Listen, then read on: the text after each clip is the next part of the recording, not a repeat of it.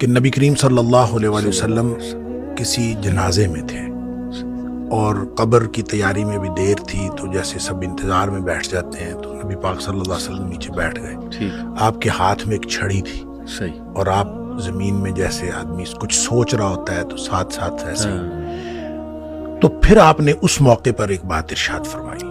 پھر آپ نے دونوں کیفیتوں کو الگ الگ بتایا. آپ نے فرمایا جب مومن کی روح نکلتی ہے تو فرشتے آتے ہیں، ملک الموت جنت سے کفن لے کے آتے ہیں، اور وہ جیسے میں نے پہلے بھی عرض کیا کہ وہ آ کے فرشتے سارے اپنی اپنی ڈیوٹیاں لگ جاتی ہیں، اور پھر وہ اس کے کان میں آ کے کہتا ہے ایتھا النفس الطیبہ، اے پاکیزہ روح نکلو، اخرجی الی مغفرۃ من اللہ ورضوان، سبحان اللہ کی مغفرت اور اللہ کی خوشنودی کی طرف نکلو.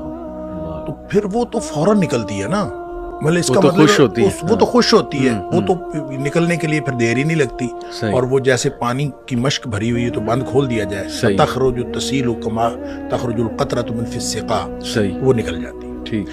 تو دوسرا جو ہے جب وہ مومن کے علاوہ کافر اور منافق کی موت کے لیے جب فرشتے آتے ہیں تو نبی کریم صلی اللہ علیہ وسلم نے فرمایا وہ جہنم سے بدبودار کفن لے کے آتے ہیں.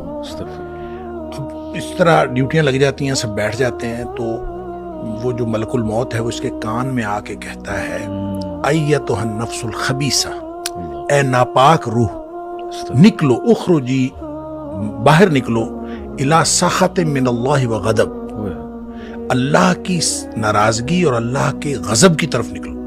اللہ کی ناراضگی اور اللہ کا غضب تیرا انتظار کر رہا ہے.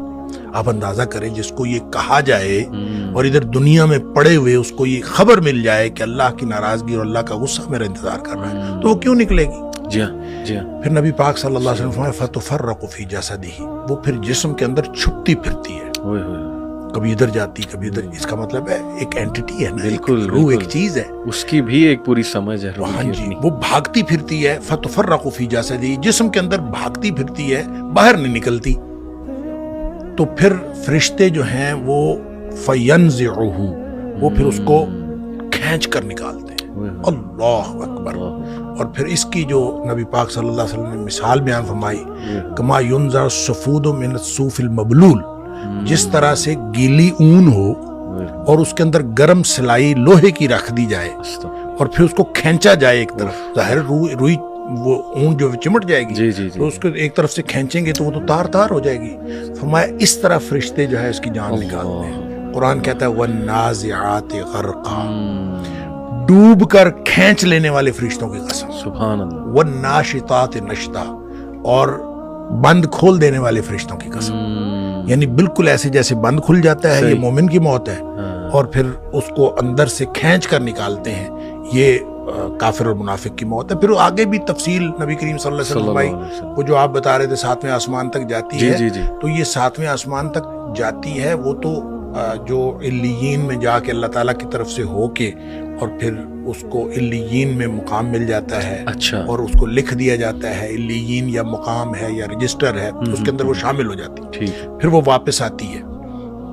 اسی طرح جب منافق کی اور کافر کی روح جاتی ہے تو اس کو بھی فرشتے پکڑ کے لے جاتے آسمان کی طرف ہی ہیں، لیکن آسمان کے دروازے ہی نہیں کھولے جاتے. اچھا، اس حدیث میں یہ بھی تفصیل ہے کہ ظاہر ہے جب مومن کی موت جنت کے خوشبودار کفن میں ڈالی جاتی ہے تو ہر طرف خوشبو پھیل جاتی ہے. صحیح. اور وہ فرشتہ جب لے کے جا رہا ہوتا ہے اس کی روح کو، سب پوچھتے ہیں کس کی روح ہے، کیونکہ خوشبو پھیلی ہوئی ہوتی ہے. صحیح. اور ہر شخص اس کے لیے جو ہے نا وہ دعائیں کر رہا ہوتا ہے، اور ہر شخص خوشی اور مبارکباد کی صدائیں آ رہی ہوتی ہیں. دوسری طرف جب وہ کافر کی منافق کی موت وہ جب آتی ہے تو اس کی بدبودار کفن ہوتا ہے اور بدبو پھیل جاتی ہے سارے چار چفیرے ہر عالم. صحیح. جب وہ ہر طرف بدبو پھیلتی ہے تو ہر کوئی جو ہے نا اس کے اوپر لعنت کر رہا ہوتا ہے. پھر وہ لے کے آسمانوں کو چڑھتا ہے، آسمان کے دروازے ہی نہیں کھولے جاتے. قرآن میں بھی آتا ہے کہ اس کے لیے آسمان کے دروازے ہی نہیں کھولے جاتے. اچھا، اس پر پھر حدیث میں آتا ہے کہ وہ فرشتے پھر اس کو وہاں سے چھوڑ دیتے ہیں. اچھا. وہ پھر گرتی ہے نیچے، یعنی جو جہنم ہے وہ پستی کا استعارہ ہے. صحیح. اور جنت جو ہے وہ اونچائی کا اور بلندی کا.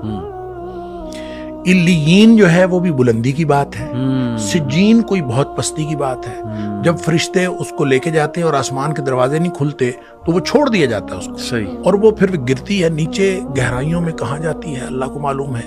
और लेकिन उसको कुरान ने भी कहा सिज्जीन, सही, और नबी करीम सल्लल्लाहु अलैहि वसल्लम वो सिज्जीन में चली जाती है, यानी सिज्जीन में उसका इंदराज हो जाता है कि ये सिज्जीन में। ठीक है। उसके बाद उसको कुछ देर के लिए वापस लाया जाता है, सही। और फिर वो कब्र के अंदर तदफीन जब होती है तो फिर उसके बाद वो जो सवालात हैं जो कब्र वाले हैं, फिर उसके बाद कब्र के अंदर मोमिन की जो के लिए तो हर तरफ खुल जाती है जी, कब्र ताहद निगाह खोल दी जाती है। सही। और जैसे नबी करीम सल्लल्लाहु अलैहि वसल्लम कि कब्र जो है या तो ये जन्नत के बागीचों में से एक बागीचा है, और हुफरत मिन हुफरिन नार, या फिर जहन्नम के गढ़ों में से एक गड़ा है। तो वो फिर जिसके लिए मोमिन के लिए वो जन्नत का बागीचा बन जाता है, और उसके लिए, और फिर वो उस वक्त तक सोया रहता है जिस वक्त तक आखिरत कायम नहीं हो जाती। बिल्कुल ठीक कि नबी